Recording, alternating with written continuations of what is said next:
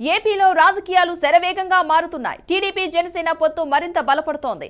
నిన్న మొన్నటి వరకు అధికార పార్టీ వైపు ఉన్న సీనియర్ నేతలంతా టీడీపీ జనసేనలో చేరేందుకు ఉత్సాహం చూపుతున్నారు. ఈ క్రమంలో విజయవాడ పశ్చిమ నియోజకవర్గం సీనియర్ నేత వైఎస్ రాజశేఖర రెడ్డికి అత్యంత సన్నిహిత వ్యక్తి బాడిద శంకర్ జనసేన అధినేత పవన్ కళ్యాణ్ ఆధ్వర్యంలో జనసేనలో చేరారు. వైనాట్ 175 అన్న ఆయనకు పోటీ చేసేందుకు నాయకులే కరువైపోతున్నారని, వచ్చే సార్వత్రిక ఎన్నికల్లో ఉమ్మడి కృష్ణా జిల్లాలో 16 అసెంబ్లీ స్థానాలు, 2 పార్లమెంటు స్థానాలతో టీడీపీ జనసేన క్లీన్ స్వీప్ చేస్తుంది అంటున్న Janasena party AP zone convenor Badida శంకర్తో మా Amaravati bureau chief Yedukondalu face to face. ఆంధ్రప్రదేశ్లో మరికొద్ది రోజుల్లో జరగనున్నటువంటి సార్వత్రిక ఎన్నికలకు సంబంధించి ఎన్నికల సమరం ఇప్పటికే అధికార పార్టీ ఇటు ప్రతిపక్షాలు కూడా పూరించాయి. ముఖ్యంగా జనసేన టీడీపీ కలిసి పొత్తు ధర్మాన్ని పాటిస్తూ ముందుకెళ్తున్నాయి. అయితే ఇప్పటి వరకు చూస్తే అటు వైనాట్ 175 అంటూ కూడా రాష్ట్ర ముఖ్యమంత్రి జగన్మోహన్ రెడ్డి ఇప్పటికే 7వ జాబితా కూడా విడుదల చేసినటువంటి పరిస్థితి కనిపిస్తుంది. అయితే ఆ ప్రస్తుతానికి ఆయన్ను నమ్ముకున్నటువంటి వారు అందరూ కూడా ఇప్పుడు ఒక్కొక్కరుగా కూడా దూరం అవుతున్నారు. అయితే ప్రస్తుతం రాజకీయాలు చూస్తే ఏదైతే జగన్మోహన్ రెడ్డికి అత్యంత సన్నిహితంగా ఆయన కుటుంబానికి దగ్గరగా ఉన్నటువంటి ఎంతో మంది బయటకు వెళ్లిపోతూ ఉన్నారు. దీనిలో భాగంగానే మనం చూస్తే మన విజయవాడకు చెందినటువంటి పశ్చిమ నియోజకవర్గానికి చెందినటువంటి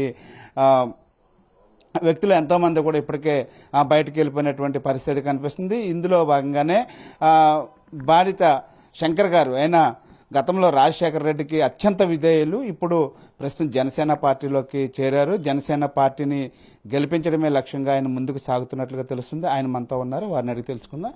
సార్ చెప్పండి సార్, ముందుగా మీరు జనసేన పార్టీకి చేరారు. అయితే గతం నుంచి కూడా మీరు రాజశేఖర రెడ్డికి అత్యంత సన్నిహితులని తెలిసింది. ఎందుకని ఇప్పుడు ఇట్లా నిర్ణయం తీసుకున్నారు?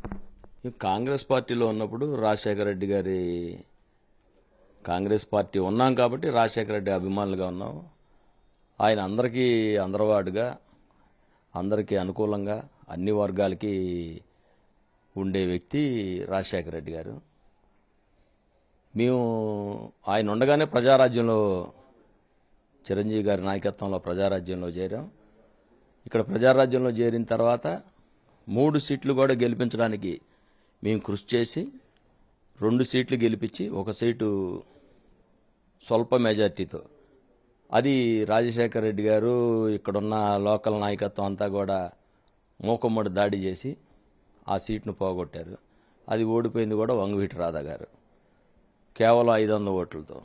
అంటే సేమ్ గుర్తునే పెట్టి, రోలర్ను పెట్టి ఓటు ట్రాన్స్ఫర్ చేయడానికి రైలు గుర్తుకు పడేది రోలర్ గుర్తుకు పడేటట్టుగా ట్రాన్స్ఫర్ చేస్తే 2000 ట్రాన్స్ఫర్ అయింది. దాని ద్వారా మేము 1 సీటు కోల్పోయాం. ఇక్కడ లేకపోతే 3 సీట్లు కూడా జనసేన ఖాతాలో, ఈ 3 సీట్లు కూడా గతంలో పీఆర్పీలో వేసాం. ఇప్పుడు కూడా 3 సీట్లు కూడా ఖచ్చితంగా మేము ఉమ్మడి అభ్యర్థుల్ని 3 గెలుస్తాం ఇక్కడ. అంటే మీరు గతంలో రాజశేఖర రెడ్డిని చూశారు, తర్వాత జగన్మోహన్ రెడ్డి చూశారు. వీరిద్దరికి మధ్య ఉన్న వ్యత్యాసం ఏంటి? అసలు ఎందుకని ఆయనతో ఉన్నటువంటి వ్యక్తులంతా బయటకు వచ్చేస్తున్నారు? ఇప్పుడు మీరు వాళ్ళ తల్లిని చెల్లిని అడిగితే బ్రహ్మాండంగా చెప్తారు. మాకన్నా తల్లినో చెల్లినో అడిగితే చెప్తారు. ఆయనకి ఈయనకి అసలు నక్కకి నాగంలోకానికి ఉన్న తేడా ఉంది. ఈయన ఉగ్రవాదంలో ఉన్న రూపంలో ఉన్న మనిషి, ఈయన లోపల ఒక మనిషి, బయట ఒక మనిషి. రాజశేఖర రెడ్డి గారు ఈయనకి అసలు పోలికే లేదు. ఇప్పుడు వైనాట్ 175 అంటున్నారు, కానీ ఏ నియోజకవర్గానికి వెళ్ళినా సరే అసంతృప్తి వ్యక్తమవుతుంది. అంటే నాకు నాయకులనే నిలదీసేటువంటి పరిస్థితి ప్రజల్లో ఇప్పుడు తిరుగుబాటు వచ్చింది. దీన్ని ఏ విధంగా చూడాలి?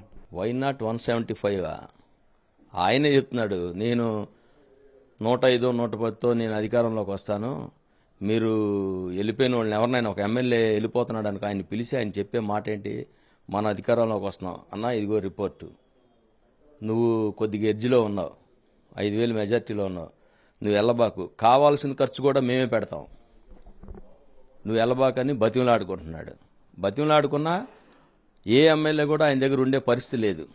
ఏ ఎమ్మెల్యే కూడా ప్రస్తుతం మా ఎన్టీఆర్ జిల్లాలో, కృష్ణా ఉమ్మడి జిల్లాలో ఎంతమంది వెళ్ళిపోయారు? ఇప్పుడు సారథి గారు కానీ, కృష్ణప్రసాద్ గారు కానీ, 2 వికెట్లు.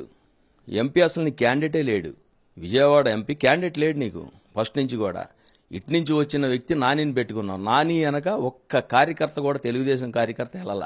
నీకు 175 కాదు కదా, 25 సీట్లు వస్తాయి ఈ రాష్ట్రంలో. బెస్ట్ అవార్డు ఇవ్వాల్సిందే నీకు. సార్ ఇప్పుడు మీ మాటలను చూస్తే అటు ఎన్టీఆర్ జిల్లాకు వచ్చేసరికి ఇప్పటికే ఇద్దరు బయటకు వచ్చేసారు. ఇంకా ఉదయ్ భాన్ అంటే జగ్గయ్యపేట ఎమ్మెల్యే ఉదయ్ భాన్ కూడా బయటకు రాబోతున్నారు అని అంటున్నారు. అంటే వీరు కొంతమంది జనసేన వైపు చూస్తున్నారు.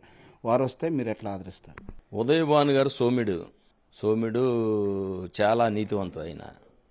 ఆయన మీద ఎన్నిసార్లు పవన్ కళ్యాణ్ గారిని తిట్టమని, ఎన్నోసార్లు ఆయన మీద భౌతిక దాడి చేశారు వీళ్ళు. సజ్జల రామకృష్ణ గారిని, సుబ్బారెడ్డి గారిని, నువ్వు పవన్ కళ్యాణ్ తిట్టవేంటని. ఆయన తిట్టడం, మంత్రి పదవి రాలేదు కూడా ఆయన అందుకనే.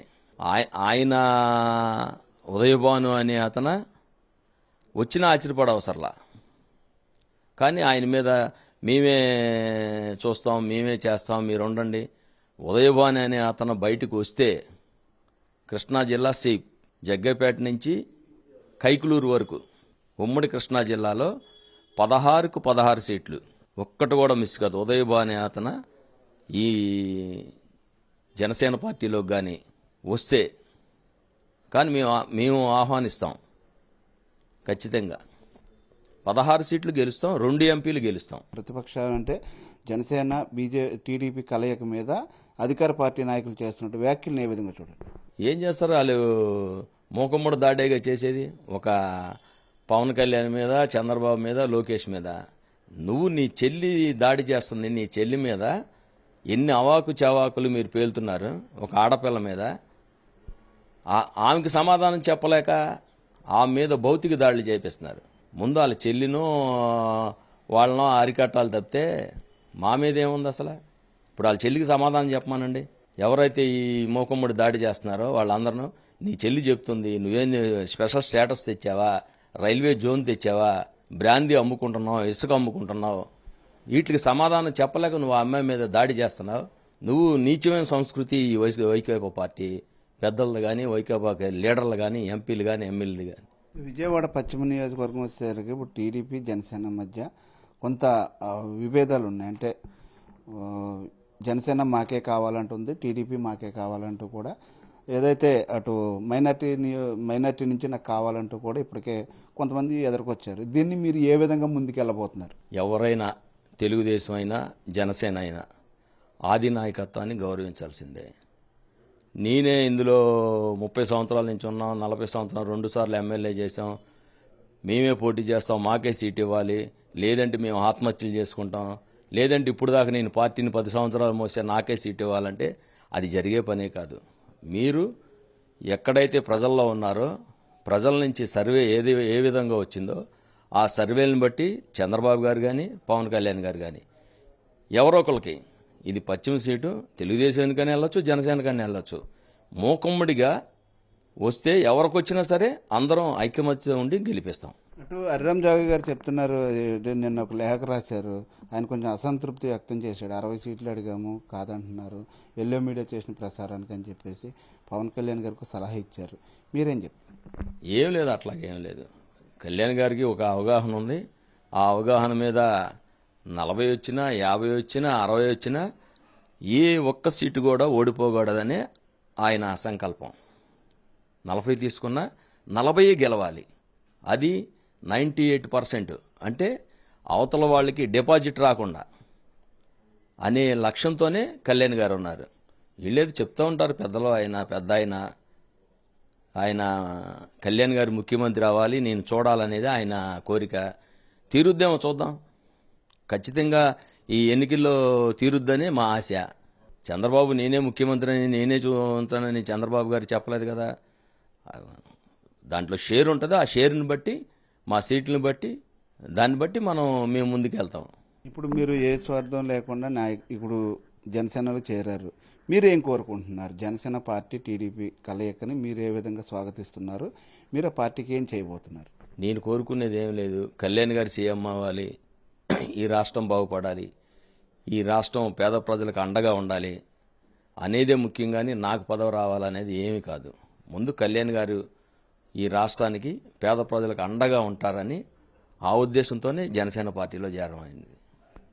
అంటే ఇక్కడ వెస్ట్లో ఎవరికి సీట్ ఇచ్చినా మీ సపోర్ట్ ఏ విధంగా ఉంటుందంట? ఖచ్చితంగా అహర్నిశలు కృషి చేసి గెలిపిస్తాం. ఇక్కడ ఎవరు వచ్చినా సరే, ఎదట మనిషికి ఎవరు టికెట్ తీసుకున్నా తెలుగుదేశం జనసేన ఉమ్మడి అభ్యర్థి అత్యధిక మెజార్టీతో, ఎప్పుడు చూడని మెజార్టీతో, గతంలో నాజర్ అలీకి వచ్చింది 28,000 30,000, అంతకన్నా ఎక్కువ మెజార్టీ వస్తుందని నా ఆశాభావం.